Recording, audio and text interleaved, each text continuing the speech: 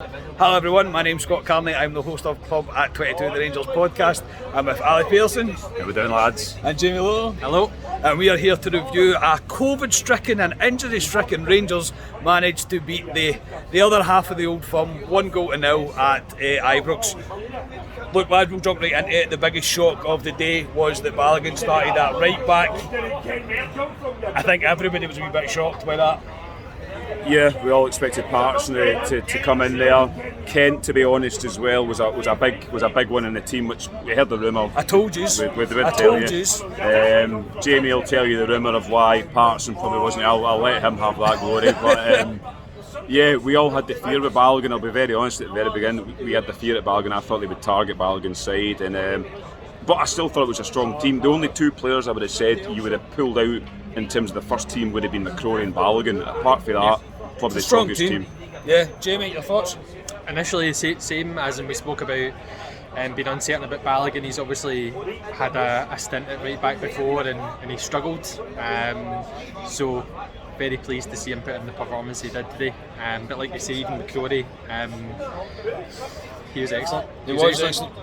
It was. So the first half was a bit 50-50 to be honest. It was a kind of, it looked a bit like both teams didn't want to concede more than either team wanted to score for that matter, but there was spells Rangers played really well. Morelos had a chance really early on.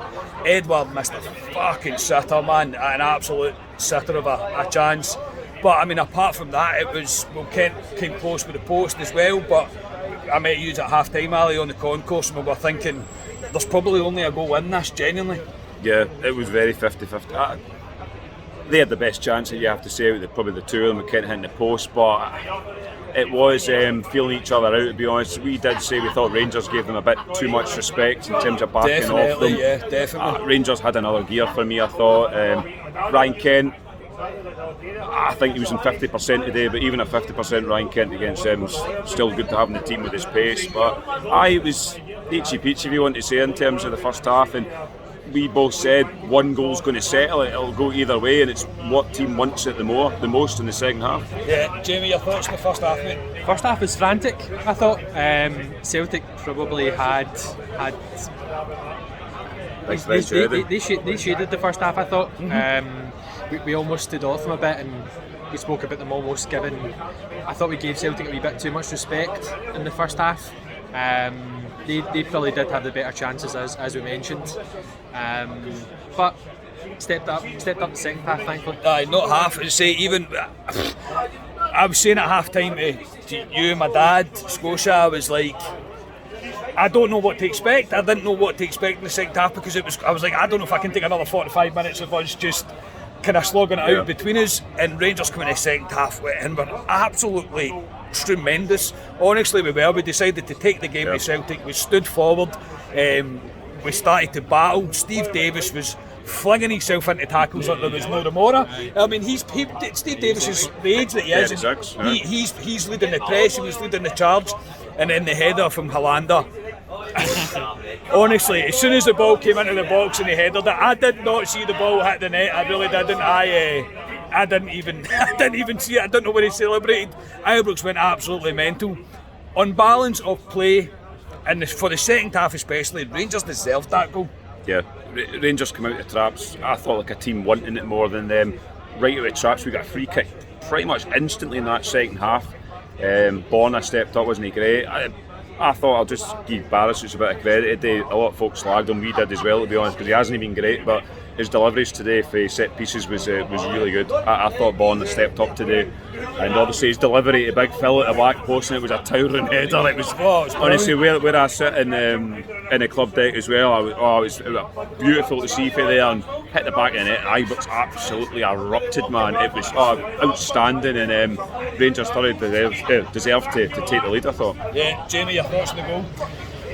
Goal was excellent. Yeah, we started the second half with much better intent, better attitudes, pressed well, passed the ball well, just moved the ball and played like the team we're capable of being. So really pleased to see us make the most of the second half and the rest of the game, and that goal was very well taken. Much better chances in the second half. So yeah. Happy. Very happy. massive praise has to go to Balogun.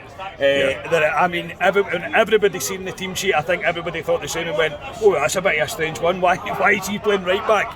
He had that the wee Japanese fella that plays for Kyogo. I always got to call him Kyriakos because it starts the same. He had him on post, and Balogun controlled, especially defensively. He was so disciplined. He didn't let him get any sort of space on him to create anything really of any real danger, and he limited it to what he could possibly do. Obviously, after Rangers had scored, Postecoglou kind of hit the panic button, took Edward off, took Turnbull off, I think, put on Sorrow and I forget who the other one he put on. Montgomery come on at one point. He put on somebody else. Can't remember who else he put on. I don't remember. We spoke about it on our way over to the stadium, as in the one talking point was Balogun, and we were obviously nervous about him starting. We weren't certain about what sort of game he was going to have. He kept it straightforward. Definitely. He done his job defensively. Second half he got forward a bit more, offered a bit more offensively. But from a defensive point of view, he was absolutely solid, like you say. Limited Kyogo, who looks like a dangerous player. It does. Bit of pace, very tricky. Yeah. But Balogun done a great job. It was a wee bit sweaty palms, Ali, towards the end of the game. Obviously, we were holding on a wee bit, and then into action comes young McRorie from a tremendous save, to be honest, from Kyogo. Is that his name? I mean, as we're talking about Balogun getting the best of Kyogo, they actually put Kyogo over at the right hand side onto Barisic because he was getting no joy out of Balogun, and he's got him in his back pocket there. It's probably still there, to be honest. But I mean, naturally Rangers are going to sit deep when they get that goal, 10-15 minutes to go. But the boy Kyogo broke through. Rangers were sitting just a bit too deep at that point. It was a wee bit panic stations at times, but McRorie, like a young Alan McGregor, I would describe him as one. He didn't have much to do in the game, but the big moment he did have, he delivered for Rangers, and you've got to give the boy praise. Outstanding. I mean, Jamie talked in the pub earlier on, his distribution at times was good.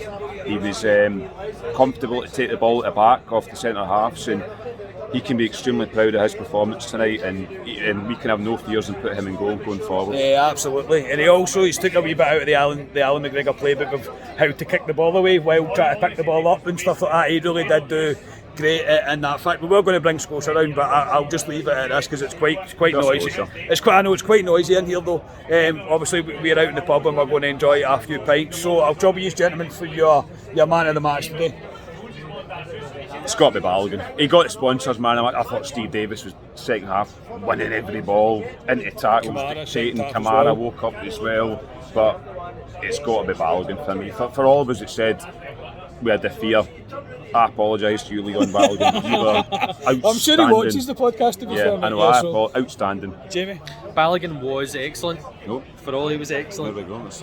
I'm gonna go Kamara. Right. I thought Kamara was, especially second half, he just back to dictating the play. I thought Kamara was excellent. Yeah, I'll agree with Jamie. I'll go with Kamara. In fact, I'll go sit on the fence. I'll put it between Balogun and Kamara, because I thought both were absolutely tremendous.